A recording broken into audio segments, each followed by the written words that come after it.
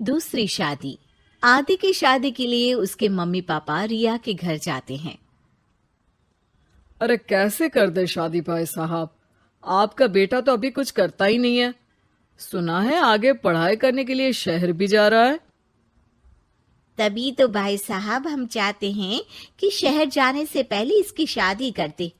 और कमाने का क्या है, हर कोई तो पढ़ लिख कर कमाता ही है। हाँ हाँ, और गांव का सबसे बड़ा मकान और समृद्ध परिवार से है आदि। मुझे तो समझ में ही नहीं आता, इतनी जल्दी शादी। रिया भी अभी पढ़ रही है, इतनी अच्छी है वो पढ़ाई लिखाई में, कैसे शादी कर दूं। आप लोग थोड़ा समय दे। आदि के माता पिता घर चले जाते हैं, जहां आदि के पिता कहते हैं, अरे भाग्यवान, मुझे तो समझ ही नहीं आ रहा कि तू क्यों इतनी जल्दी आदि की शादी करवाना चाहती है। पढ़ लिख कर कमाई धमाई करने लायक हो जाए तो फिर कर देना शादी। अरे आप चुप रहिए। रिया जैसी लड़कियों के लिए शादी के रिश्तों की कमी है क्या? इतनी सुंदर, संस्कारी, पढ़ी लिखी और अच्छी परवरिश वाली लड़की है वो। मैं तो छोड़ ही नहीं सकती ये रिश्ता किसी भी कीमत में। बता दे रही हूँ, रिया की शादी आदि से ना कराई ना तो मैं जहर खाकर जान दे दूंगी। पूरे गांव में नाम है उन लोगों का, नौकर चाकर कितने लगे हैं उनके घर में। अरे मेरी बेटी तो राज करेगी, राज। और इस तरह ना चाहते हुए भी रिया की शादी आदि से हो जाती है। अरे बेटी, ये ले तेरी किताबें, पढ़ाई बिल्कुल ना छोड़ना। तू तो मेरी गर्व करने वाली बहू है, बड़ा नाम है तेरा गांव में। हाँ, आखिर पसंद किसने किया है रिया को आदि के लिए? आदि को गांव की रिया इतनी पसंद नहीं होती है।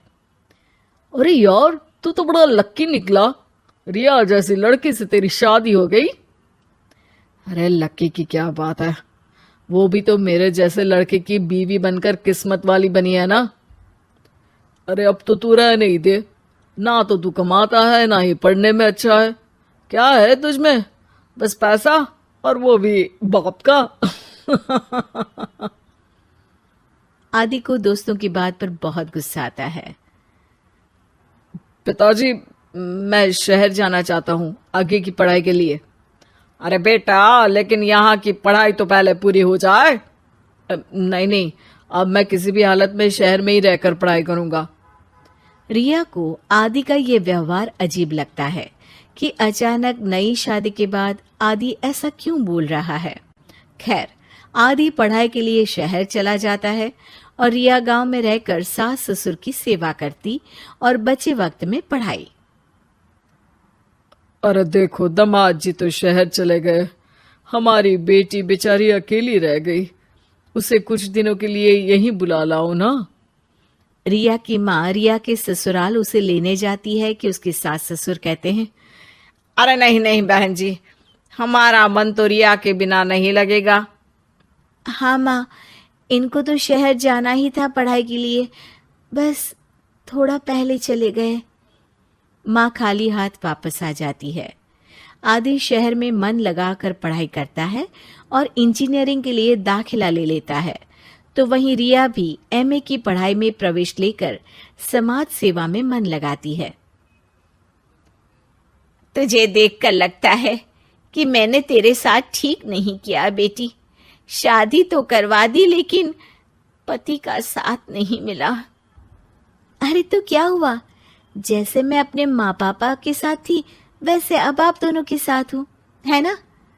सास खुश हो जाती है।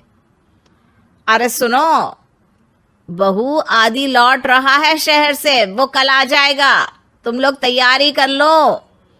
रिया ये सुनकर खुश हो जाती है।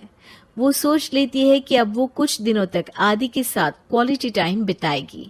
लेकिन जब आदि घर आता है तो उसके साथ होती है एक शहर की लड़की जो जींस और टॉप में होती है। ये मेरी दोस्त है, मेरे साथ रहेगी। आदि उसे अपने मम्मी पापा से मिलवाता है लेकिन रिया से नहीं। रिया सबके लिए खाना लगाती है। अरे ये नौकरानी कितनी सुंदर है, खाना भी अच्छा बनाया है। अरे नहीं नहीं, ये नौकरानी नहीं, मेरी बहू यानी आदि की बीवी है। ये सुनकर लड़की शांत हो जाती है और आदि की तरफ देखने लगती है, फिर वहां से चली जाती है। अरे माँ, क्या जरूरत थी घर की कहानी बताने की? देखा, अब वो बुरा मान गई ना। वैसे भी मैं आप लोगों को बता देता हूं, मुझे रिया के साथ नहीं रहना। मैं शिवानी से प्यार करता हूं और उसी से शादी करूंगा। मैं रिया को छोड़ रहा हूं। आदि ये बोलकर उस लड़की के साथ शहर चला जाता है। रिया ये सब देखकर रोने लगती है, अपने कमरे में चली जाती है जहां सास ससुर उसके पीछे आते हैं। हमें माफ कर दे बेटा। वो दोनों उसके सामने हाथ जोड़ते हैं। आप लोग ऐसा क्यों बोल रहे हैं? ये तो मेरी किस्मत थी, पर अब मैंने सोचा है कि मैं भी आगे पढ़ाई करके आगे बढ़ूंगी। रिया पढ़ाई लिखाई करके पूरे जिले की कलेक्टर बनती है। आदि उसे छोड़कर शिवानी से शहर में ही शादी कर लेता है। फिर एक दिन रिया के ससुराल में, अरे बेटी रिया, तुझसे मिलने कोई आया है। कौन है माँ? हमें आपकी बहू के बारे में सब पता है। मैं आप लोगों से अपने बेटे के लिए आपकी बहू का हाथ मांगने आई हूं। रिया के सास ससुर और माता पिता ने मिलकर ये फैसला किया था कि वो रिया की शादी करवा देंगे। पूरे जिले में नाम कमा चुकी रिया की शादी उससे भी बड़े ओहदे के सिट से हो रही होती है कि शादी वाले दिन आदि भी वहां आ जाता है। अरे माँ, ये क्या हो रहा है? तेरी हिम्मत कैसे हुई घर में घुसने की? पूरे गांव में हम लोगों की नाक कटा अकेला छोड़ गया था एक लड़की के लिए, अब क्या लेने आया है?